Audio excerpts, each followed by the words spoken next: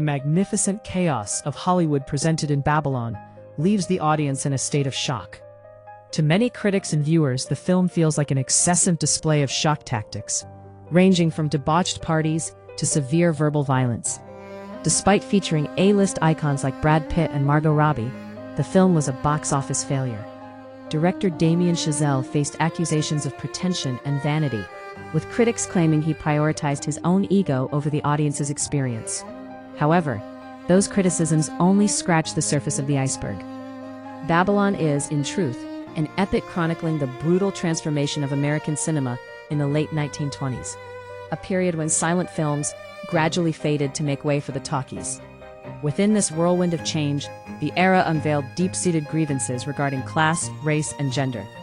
Beyond addressing social issues, Babylon honors the trailblazing artists who spearheaded cinematic innovation, individuals who inspired a younger generation to commit themselves to exploring the new frontiers of creativity. Given its dense layers of meaning, Babylon deserves to be recognized as a powerful artistic manifesto. Unfortunately, the film's brilliance failed to reach the public fully due to a lackluster marketing campaign and the decline of traditional moviegoing habits. Today, let us explore the timeless messages this film offers to modern cinema. The concept of the self-destructive artist is deeply alluring. Damien Chazelle shared this sentiment with The Guardian while promoting his debut film, Whiplash. Indeed, Chazelle's filmography consistently revolves around a singular theme: the intense ambition of an individual pursuing greatness. This is evident in the blood-soaked drumming sessions of Andrew in Whiplash, or the choice of Mia and Sebastian to set love aside in La La Land. Despite the heavy costs, these artists achieve their goals by pursuing personal ideals without being haunted by the past.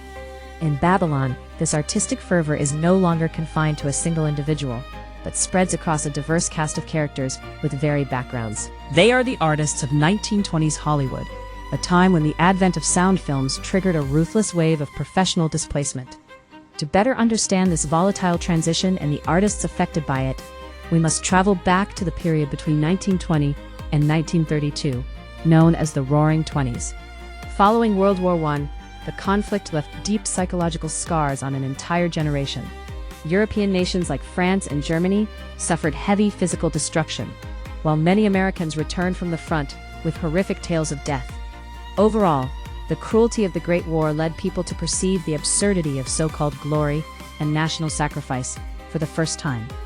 They yearned for both physical and spiritual liberation, a desperate need expressed through culture, music, and fashion. Jazz soared in popularity due to its improvisational nature. Flapper girls appeared frequently on streets and in nightclubs, sporting short skirts, bobbed hair, and dancing together. Actions considered a defiance of traditional feminine norms. Even once taboo subjects like drugs and sex were discussed openly, quickly becoming enticing material for films. Post-war America grew wealthy by selling weapons to belligerents, and the resulting economic boom enriched the investment pool for Hollywood. Rapid technological progress allowed studios to experiment with new filmmaking techniques. In 1927, The Jazz Singer, the first film with synchronized sound, revolutionized the cinematic experience.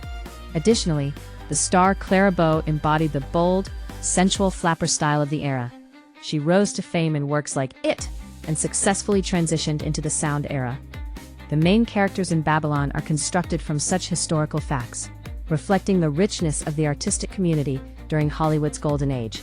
Some held grand aspirations and strove to adapt, while others sacrificed their dignity to cling to fame. Yet whether driven by pure passion or the hunger for celebrity, these artists dedicated themselves to a common ideal, ensuring the light of the silver screen never went out. During the heyday of silent film, a bankable look was the primary entry requirement. Actors needed large, soulful eyes and highly expressive, often seductive faces. According to Chazelle, the character Nellie LaRoy was inspired by the charisma and star power of Clara Bow herself. However, unlike Bow's actual achievements, Nellie represents the artists gradually forgotten as sound films became the trend. Nellie enters Hollywood with a fierce conviction that she was born a star. At a party hosted by mogul Don Wallach, she appears in a plunging red dress, dancing wildly and flirting with every man present. Thanks to this audacious aura, Nellie is chosen to replace a young actress who had just overdosed at the scene. she is ordered to the kinescope set the next morning. The young girl becomes an overnight sensation through her role as a prostitute in a silent western. The scene of Nellie dancing on a bar top before the hungry eyes of drunken men immediately turns her name into a phenomenon. The public dubs her the Wild Child, a title reflecting her rebellious spirit and desire to live differently. Most of Nellie's roles follow a familiar motif: the innocent, lonely girl who must evoke desire through her physique and captivating gaze. Nellie rarely follows a script, preferring to improvise. Her dancing talent and physical advantages made her style perfect for the exaggerated nature of silent films. Yet despite her on-screen brilliance, Nellie is a troubled talent. She squanders her earnings on endless gambling and uses drugs to maintain a state of euphoria. Nellie is impulsive, carefree, and entirely reliant on her innate star quality. Her meteoric success from her very first role only solidifies that belief. While her freedom in acting and lifestyle allowed her to shine in the silent era, it becomes a barrier when facing the strict standards of sound recording. During the production of Talkies, Nellie faces massive hurdles on the enclosed set. She cannot stand in the correct positions for the microphones, and being forced to repeat takes due to technical glitches breeds a deep resentment toward the new medium. Rumors of Nellie's unpleasant voice spread through the parties where she once thrived. Audience tastes shift. They begin to favor melodious voices, and Nellie's exaggerated performances are increasingly viewed as garish. Deeply wounded by those who gossip behind her back, she eventually forces a party of elites into the desert to witness her confront a rattlesnake, a feat the men present are too cowardly to attempt. As her image becomes nearly unsalvageable, Nellie seeks help from film producer Manny Torres, an old friend who harbors deep feelings for her. He enlists Lady Fei Zhu, a versatile and talented actress, to assist Nellie with her elocution. Manny attempts to mold her into a more refined image for the sophisticated sound era, taking her to aristocratic parties to learn the manners of high society ladies. He provides a positive influence, yet he remains the only one who truly understands her. The lavish parties are not where Nellie belongs.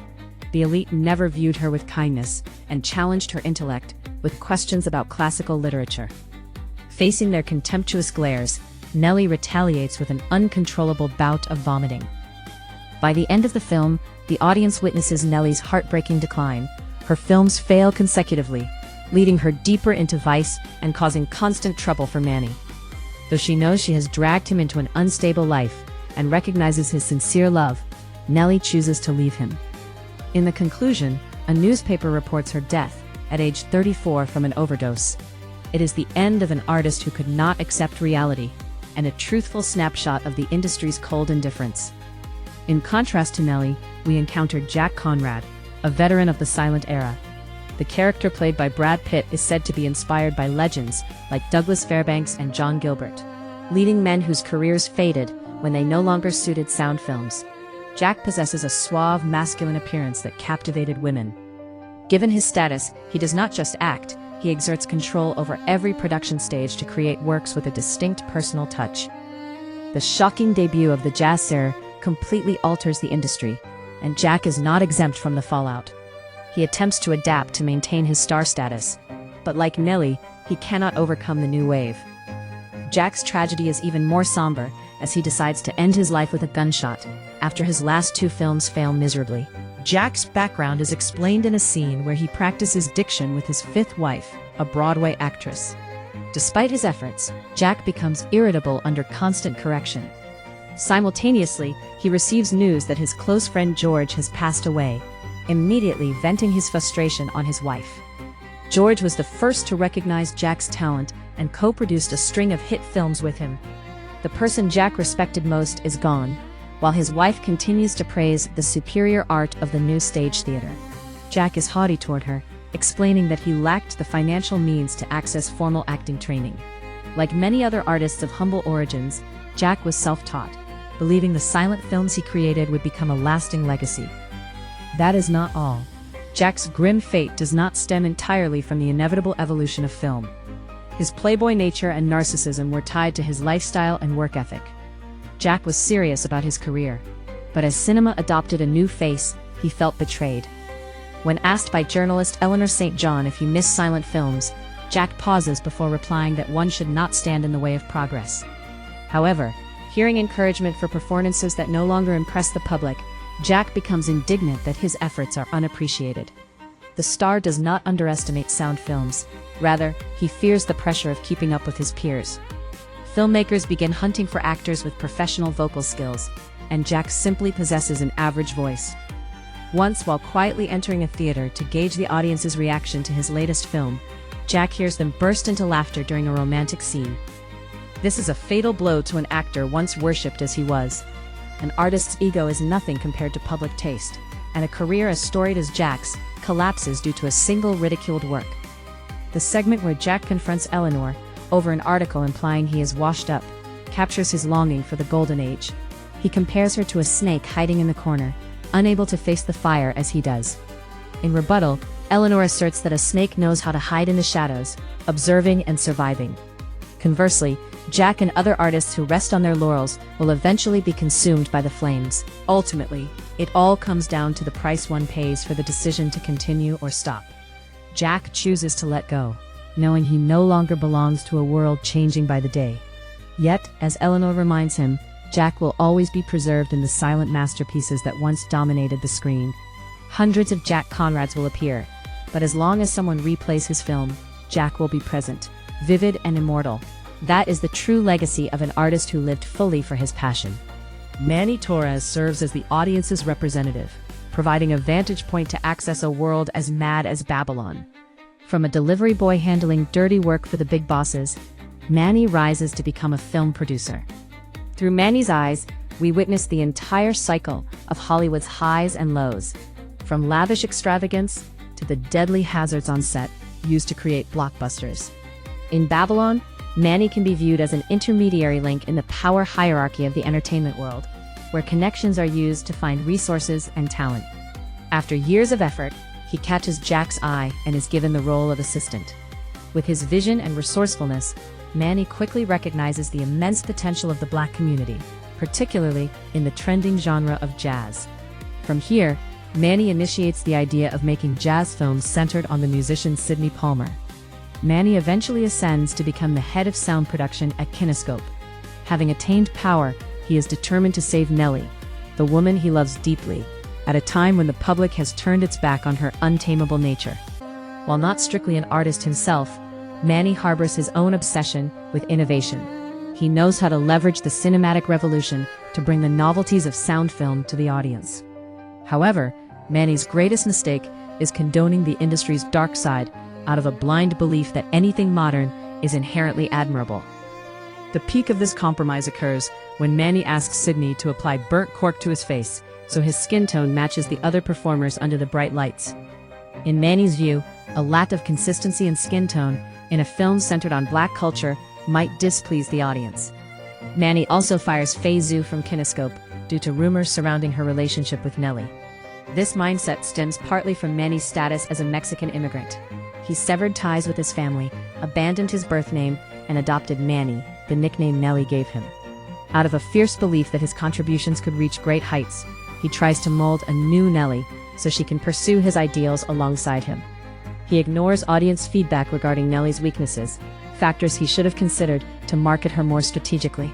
Her gambling addiction becomes alarming. Nellie loses her entire fortune and incurs an $85,000 debt to the criminal kingpin, James McKay. To rescue her, Manny and the Count, a prop specialist, bring money to McKay, but fail when he discovers the cash is counterfeit.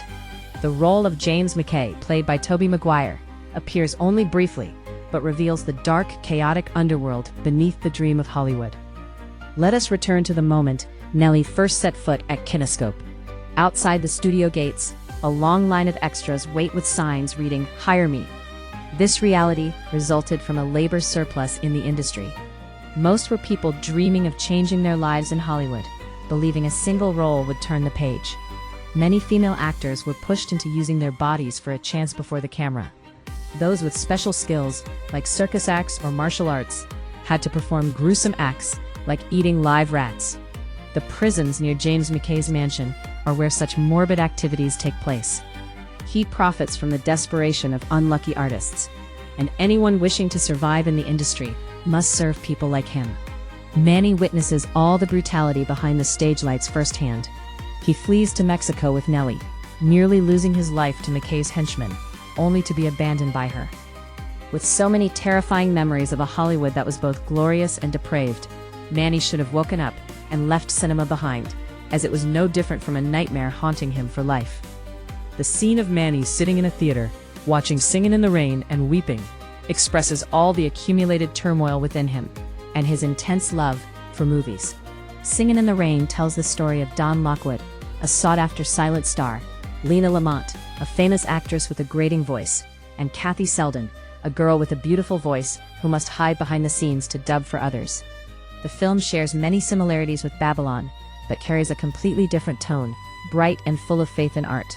The film's positivity awakens the memories of the difficult youthful years Manny and his friends endured. He cries, realizing that his silent contributions live on in the historical flow of cinema.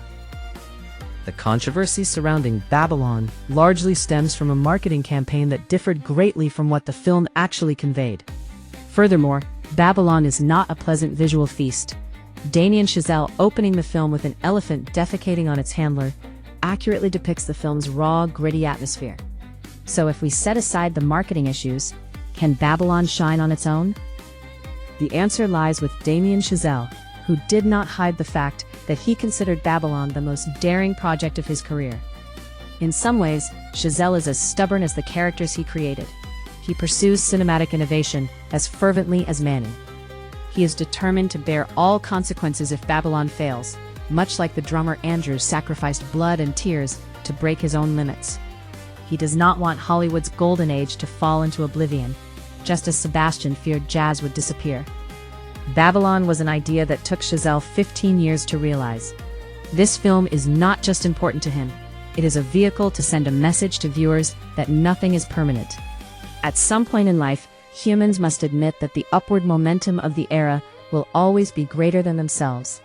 Instead of clinging to values belonging to the past, we must learn to embrace the shifts of the times, for within them lie new knowledge and inventions for us to explore. With its multi-layered and timely content, the gamble Damien Chazelle took on Babylon was entirely worth it.